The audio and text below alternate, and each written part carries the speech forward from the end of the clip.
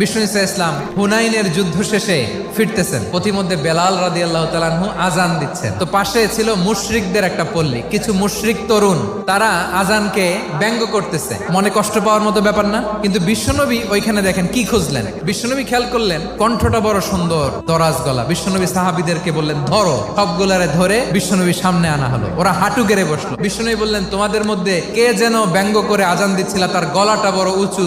আবু মাহজুরা বলে আমার বন্ধুরা সবাই আমার দিকে আঙ্গুল দেখায়। আবু মাহজুরার মাথায় হাত দিয়ে বললেন এবার আজান দাও দেখি। আবু মাহজুরা বলে আমি তো আজান দিতে জানি না। বিশ্বনবী বললেন তাহলে আসো আমি তোমারে শিখাই দেই। বিশ্বনবী একটা বাক্য পরে, আবু মাহজুরা পরে, বিশ্বনবী পরে, আবু মাহজুরা পরে। আবু মাহজুরা বলে এক একটা বাক্য পড়ি আমার কলিজাটা গলে ঠান্ডা হয়ে যায়। বিশ্বনবীর সাথে দাঁড়িয়ে উনি শাহাদা পড়ে মুসলমান হয়ে গেলেন। বিষ্ণু ইসা ইসলাম বললেন যাও আবু মাহজুরা, আমি তোমাকে পৃথিবীর শ্রেষ্ঠতম মসজিদ মক্কার মসজিদুল হারামের মুয়াজ্জিন হিসেবে অ্যাপয়েন্ট করে দিলাম। দেখছেন কিভাবে ট্যালেন্ট হান্টিং করতে হয়।